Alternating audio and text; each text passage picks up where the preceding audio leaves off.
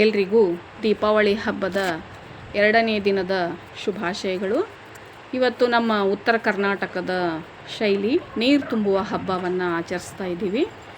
ನಿನ್ನೆ ಧನ ತ್ರಯೋದಶಿ ಹಬ್ಬವನ್ನು ಯಾವ ರೀತಿ ಆಚರಣೆ ಮಾಡಬೇಕು ಅಂತ ನೋಡಿದ್ದೀರಿ. ಸೊ ಇವತ್ತು ನಾನು ನೀರು ತುಂಬುವ ಹಬ್ಬಕ್ಕೆ ಯಾವ ರೀತಿ ರೆಡಿ ಮಾಡ್ಕೋಬೇಕು ಅಂತ ನೋಡ್ರಿ. ಮೊದಲಿಗೆ ನಾನು ರಂಗೋಲಿಯನ್ನು ಬಿಡ್ತಾ ಇದ್ದೀನಿ.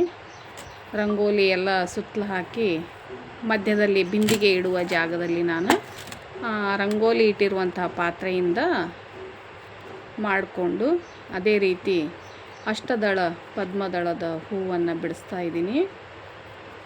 ಅಷ್ಟದಳ ಹೂ ಗಂಗೆ, ಯಮುನೆ, ಗೋದಾವರಿ, ನರ್ಮದೆ, ತುಂಗೆ, ಕಾವೇರೀಚ ಅನ್ನುವಂತೆ ನಾವು ನಾಳೆಯ ಪೂಜೆಗೆ ಸ್ನಾನಕ್ಕೆ ಬೇಕಾಗಿರುವ ನೀರನ್ನು ಇವತ್ತು ಮಡಿಯಿಂದ ತುಂಬಿಟ್ಟು ಆ ನೀರನ್ನು ಪೂಜೆ ಮಾಡಿ ನಾಳೆ ಬೆಳಿಗ್ಗೆ ಅಭ್ಯಂಗ ಸ್ನಾನದಲ್ಲಿ ಉಪಯೋಗ ಮಾಡ್ತೀವಿ.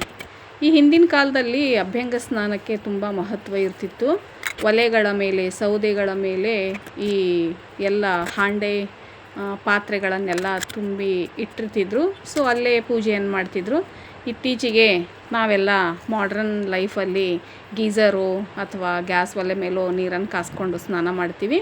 ಸೊ ಅದಕ್ಕೆ ಅದು ಹಿಂದಿನ ನಮ್ಮ ಸನಾತನ ಪದ್ಧತಿಯಿಂದ ಉಳಿದಿರುವ ಈ ಹಬ್ಬವನ್ನು ನಾವು ನೀರು ತುಂಬುವ ಹಬ್ಬ ಅಂದ್ಕೊಂಡೇ ಮುಂದುವರ್ಸ್ಕೊಂಡು ಮಾಡ್ಕೊಂಡು ಬಂದೀವಿ. ಸೊ ನಮಗೆ ಬೇಕಾಗಿರುವ ಚಿಕ್ಕ ಪಾತ್ರೆಗಳಲ್ಲಿ ನೀರನ್ನು ತುಂಬಿಟ್ಟು ಆ ನೀರನ್ನು ಪೂಜೆ ಮಾಡೋ ದಿವಸ ಇವತ್ತು ನೀರು ತುಂಬುವ ಹಬ್ಬ ಅಂತ ಹೇಳ್ತಾರೆ.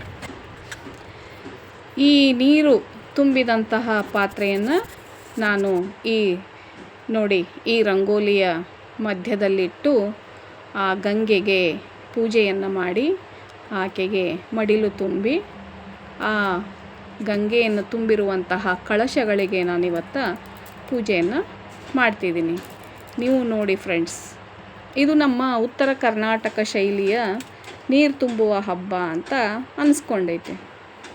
ಈ ತುಂಬಿರುವ ಬಿಂದಿಗೆಗಳನ್ನು, ಸ್ವಚ್ಛವಾದ ಪಾತ್ರೆಯಲ್ಲಿ ತುಂಬಿರುವ ಈ ಬಿಂದಿಗೆಗಳಿಗೆ ಅರಿಶಿನ ಕುಂಕುಮ ಹಾಕಿ ಎರಡೂ ಪಾತ್ರೆಯಲ್ಲಿ ಅಲ್ಲದೆ ಅಕ್ಷತೆಗಳನ್ನು ಹಾಕಿ ಮತ್ತು ಅದೇ ಪಾತ್ರೆಗೆ ಒಂದೊಂದು ಹೂಗಳನ್ನು, ನಿಮಗಿಷ್ಟ ಆದರೆ ತುಳಸಿ ದಳನೂ ಹಾಕೋಬೋದು, ಹೂವನ್ನು ಹಾಕೋಬೋದು. ಹೂಗಳನ್ನು ಹಾಕಿ ಆ ನೀರು ಶುದ್ಧವಾಗಿ ಇರುವಂತೆ ನಾವು ಗಂಗೆಯಲ್ಲಿ ನಮಿಸಿ ಗಂಗಾ ಸ್ನಾನವನ್ನು ಮಾಡ್ತೀವಿ. ಅಭ್ಯಂಗ ಸ್ನಾನ ನಾಳೆ ಬೆಳಗ್ಗೆ ಸೂರ್ಯೋದಯಕ್ಕಿಂತ ಮೊದಲು ಮಾಡುವ ಸ್ನಾನಕ್ಕೆ ಅಭ್ಯಂಗ ಸ್ನಾನ, ಎಣ್ಣೆ ಸ್ನಾನ ಅಂತ ಕರೀತಾರೆ. ಸೊ ಈ ಪಾತ್ರೆಗಳನ್ನು ಒಂದರ ಮೇಲೊಂದಿಟ್ಟು ಅದಕ್ಕೆ ಹೂಮಾಲೆಯಿಂದ ಸಿಂಗಾರ ಮಾಡ್ತಾಯಿದ್ದೀನಿ. ಹೂಮಾಲೆ ಹೂಗಳಿಂದ ಸಿಂಗಾರ ಮಾಡಿ ಬೇಕಾಗಿರುವ ನಮ್ಮಲ್ಲಿರುವಂಥ ಹೂಗಳು, ಯಾವುದೇ ತರಹದ ಹೂವಿದ್ರೂ ನೀವು ಅದನ್ನು ಏರ್ಪಡಿಸಿ ಆ ಹೂವಿನಿಂದ ಸಿಂಗಾರ ಮಾಡಿದ ನಂತರ ಎರಡೂ ಕಡೆ ವೀಳ್ಯದೆಲೆ ಇಟ್ಟು ಬಾಳೆಹಣ್ಣು ಉಡಿ ತುಂಬಿ ಗಂಗಾ ಮಾತೆಗೆ ಉಡಿಯನ್ನು ತುಂಬ್ತೀನಿ. ಸೊ ಉಡಿ ತುಂಬಿದ ನಂತರ ಅಲ್ಲೇ ದೀಪ, ಹೊಸ ದೀಪ ಇರ್ತಾವಲ್ಲ, ನಿನ್ನೆ ನಾವು 13 ದೀಪ ಬೆಳಗಿಸಿರ್ತೀವಿ. ಸೊ ಇವತ್ತು ಚತುರ್ಥದಶಿ, ಇವತ್ತು 14 ದೀಪಗಳಿರ್ತದೆ. ನರಕ ಚತುರ್ದಶಿ, ನೀರು ತುಂಬು ಹಬ್ಬ ಅಂತಲೂ ಕರೀತಾರೆ. ಇಲ್ಲ ಅಭ್ಯಂಗ ಸ್ನಾನ ಮಾಡೋದಕ್ಕೂ ನರಕ ಚತುರ್ದಶಿ ಅಂತಲೂ ಕರೀತಾರೆ.